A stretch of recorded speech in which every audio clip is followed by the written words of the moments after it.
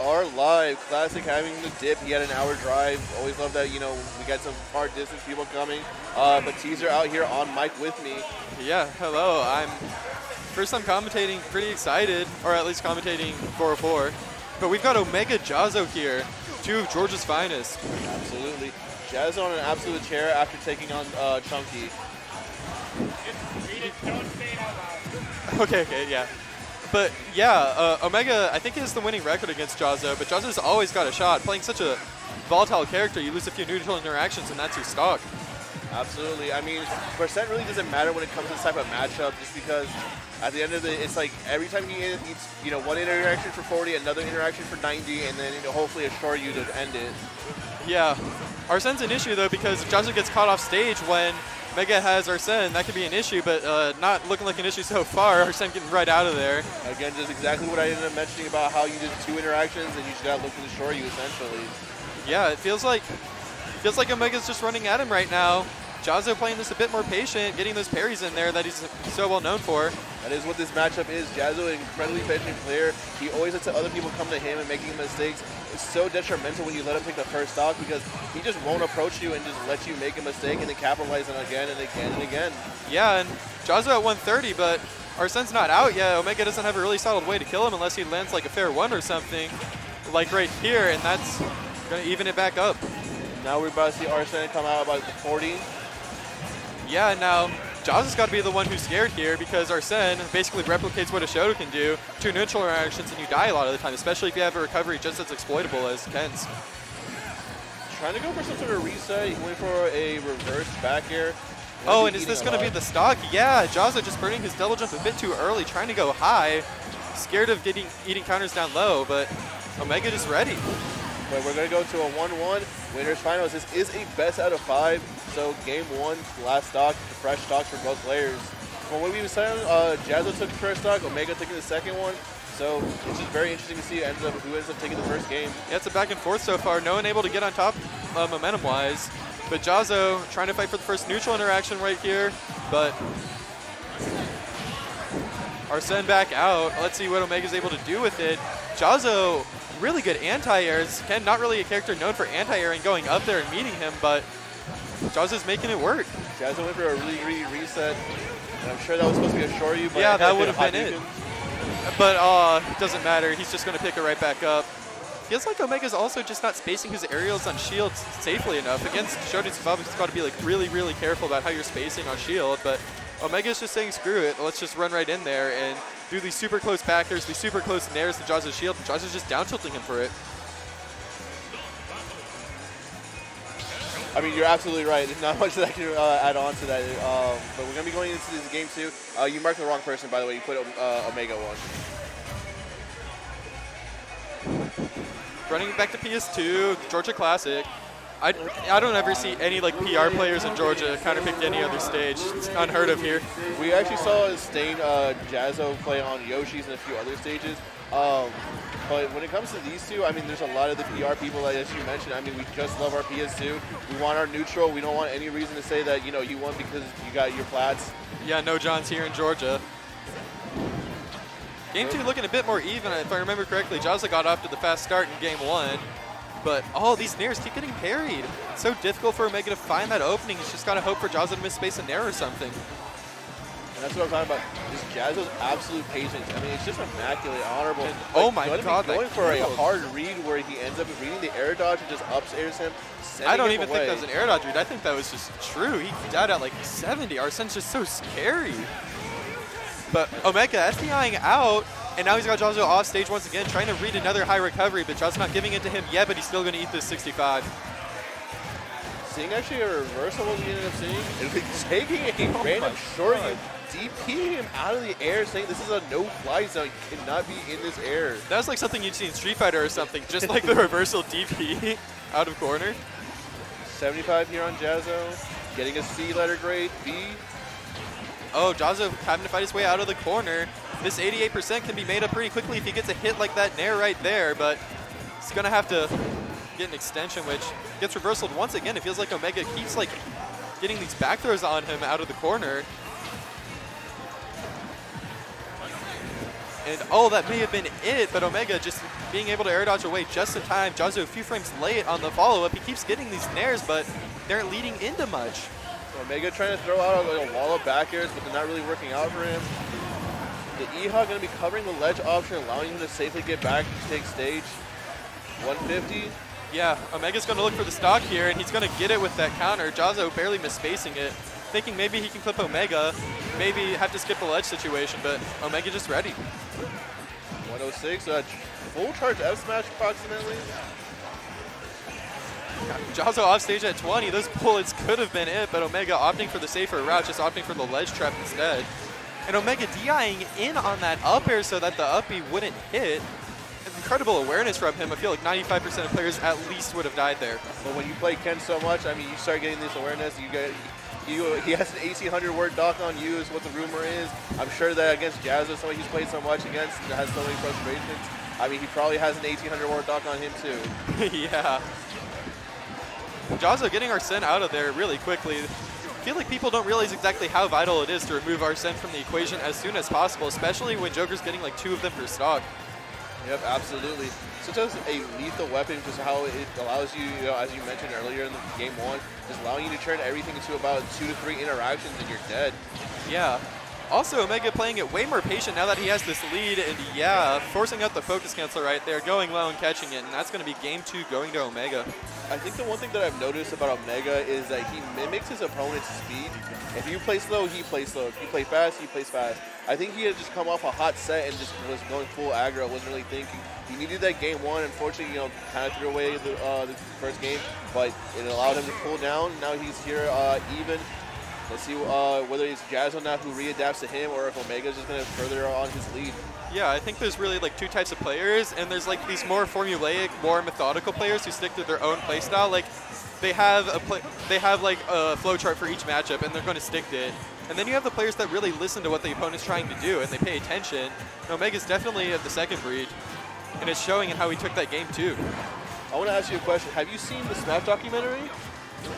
Yeah. Oh yeah, so they actually mentioned the 3 players here. We have the Heat, the Cold, and the Robot. Well, the Robot play is always the smartest option. The Cold player, well, no matter what pressure they're facing, that they'll face it with head on. It doesn't matter if they're stocked down. And we have the Heat players who play with all their passion. They need all that momentum behind them.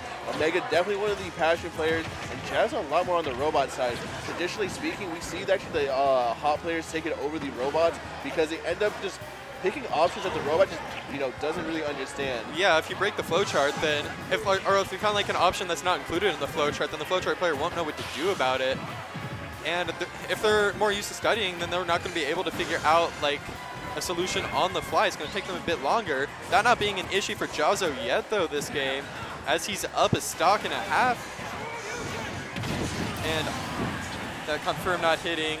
Omega still got our 7 cent left, but Jahzzo waiting it out, something we rarely see Georgia players do.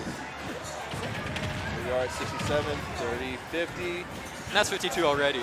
That's already half, like a third of your stock. Lost the lead. No jump? Omega knows, and that's going to be the stock. No, he had a jump. I was wondering if he had it. I thought he did. And he just ever so valiantly saving it to the very last minute. Omega himself probably thought he caught it. Omega not caring though. Jahzzo trying to get those reversals, like getting up and then mashing down tilt instead of taking the space. And just a raw DP right there. Jahzzo's DPs have been so good this set. He hasn't really missed one. Run up shield. Omega wisening up to Jahzzo's game plan of just waiting for him to misspace something, and instead just hitting him with the run-up grab, finally breaking Jahzzo's attempt to take space. It's 59. We still need about 2 more interactions where he can kill. 70. Jahzzo not committing, trying to keep the advantage, making sure that he doesn't want to get reversaled, and barely not hitting. Omega's just immaculate SDI. And that's gonna, does he have a jump? Not anymore, but he doesn't catch the focus cancel. That could have been it, but at least he still has the advantage. Jahzzo going for the rising Tatsu. No, he's trying to catch low. And somehow still getting the reversal. I don't know whether that was him or part of the game, but regardless, I mean, Jahzzo going 2-1. Omega unhappy. I think he knew that Jahzzo was going to do that Rising Tatsu there, but just tried covering low anyways. He knows he can win this. Just, is his execution going to be good enough? No, I've been mentioning this throughout the night. I'm sure you're aware of the GEA versus EU beef that's been going on a little bit on the Twitter. Very much rooting for Jahzzo here because throughout a lot, he feels very left out of the Shoto discussion. I mean, we see it being between Vendetta and apologies, I don't know the Spanish player. Andres. You know, it's between them. They're actually talking about having a 1st to 10 at Genesis when they meet each other. Yeah, I know Jahzzo's been feeling like he has something to prove recently, especially because Andres just won a European national tournament, and Vendetta with that top 8 at glitch. Jahzzo feels like he has to keep up. And this win on Omega could be the first step to proving himself. Going to be seeing a little bit of squabbling, but Omega overall just having a tighter neutral here. Yeah, but Jahzzo with that air dodge down, Omega not ready, and now he's the one in this situation. Jahzzo probably going to try and kill him there, but what a fair one! Knowing that Jahzzo didn't have anything there and saying, I'm going to hit you. This is the further evolution of the meta between them because, you know, one of the biggest things that Jahzzo just loves doing is he loves doing a lot of resets. So he'll hit you with a move, wait for your panic option and punish you off of that. But Omega just ready for knowing that he's going to stutter instead of committing to another attack, getting that fair one, just taking the first stock, taking the lead for this one. Yeah, another thing I want to point out is that Jahzzo lost that first stock because he went for a DP out of the corner and it didn't hit. Omega's starting to catch on. He's jumping in and then fading away instead of fading in, trying to make sure that Jahzzo doesn't know when Omega's going to land on him anymore. Absolutely. And this is one of the most dominant games that we've seen where Omega's going to be leading it by 2 stocks, actually. Yeah, it feels like Omega's caught on to Jahzzo's disadvantage. He's noticing something that Jahzzo's been doing this set. Feels like Jahzzo keeps getting caught without his jump off stage. And that's a doom situation if you're Shoto versus Joker. And then just taking it from a raw DP. I think Jahzzo just breaking out a little bit of that robot that we mentioned earlier where he's just wanting to do some raw stuff and it's just catching Omega off guard because he's not ready for those options. Yeah, I think Omega was a bit late on catching the neutral get up there. Roll in and Jahzzo's going to get an extension, but I know he wanted that down smash to hit. And now this is going to be a real uphill battle. First he's got to get off the ledge. Almost taking it right there with a down air on the platform. And oh my god, he got hit at 70 and died. That's the danger against Shotos. And now really Jahzzo has got a slim hope here. Shoto's such a dangerous character, especially when they have this much rage. Betting it all on black there, and that's not going to work. Omega just letting Jahzzo rip that focus in neutral. So much end lag, and that's going to be an easy conversion for him. We're going to see a 2-2 at Game 5. Jahzzo really back a little bit in his chair. Needs to take a deep breather. Wants to convert his Game 5 because if he can go onto winner's side, I mean that's such a good thing for him. Yeah, especially because you've got killers like Mugen and losers. You really want to have that safety of another set versus them in case they make it all the way back to grands.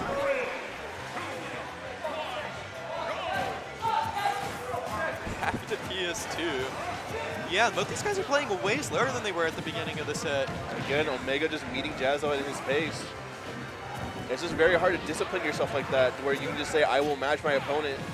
You know, I played Omega round 2, and he just smoked me. Oh, that was incredible SDI from, oh my god, dude. Omega robbing Jahzzo of his hope. Jahzzo got like 3 extensions on the ledge, Omega refusing to go to ledge, wanting to hit that turnaround, and he's making the most of this Arsene. I don't know if Jahzzo has a jump here. Oh my god, that would have been the stock, except one of the hitboxes of the Tatsu clipped Omega barely off on that. And now instead of it being 3 stocks to 1, it's 2 stocks to 2. Absolutely. With that 90% credit, I mean, about to get to 100. Yeah.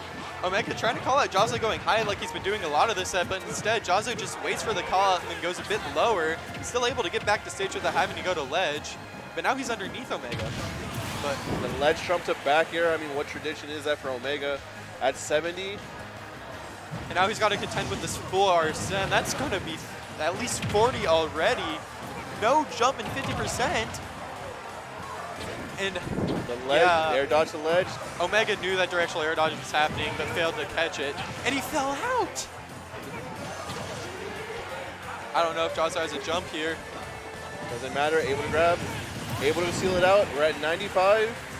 Omega not being careful, trying to catch the neutral get-up, not ready for the roll, and he's going to die for it. This looks like Omega's game to lose right now, especially against a Shoto as dangerous as Jahzzo's. And this could be it, but he gets a reverse nair instead of a forward one. Like you're going to go the other way. Maybe getting saved by snapback. Getting ledge. Omega failing to catch these Tatsus. It feels like he knows when Jahzzo's going to do them. He's just not covering them.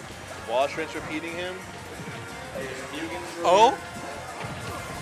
Omega barely getting away with that directional air dodge down. And now he's got Arsene. No way that's it. But, oh! Oh, that was such a good wait from Jahzzo, knowing that Omega's going to go for the counter and then going even lower than Omega thought he could. And no. No. Nope, okay. 93. Oh, this is even right now. Oh, and that should have been a down throw. That would have been it, but instead he back throws him. But that's finally going to do it. The sigh of relief coming from Omega. He's going to be sitting in grands pretty. Jahzzo, I mean, good showing, but he's going to have to do that twice if he ends up making it into grands himself. Yeah, and loser's bracket is not a pretty place to be in this tournament.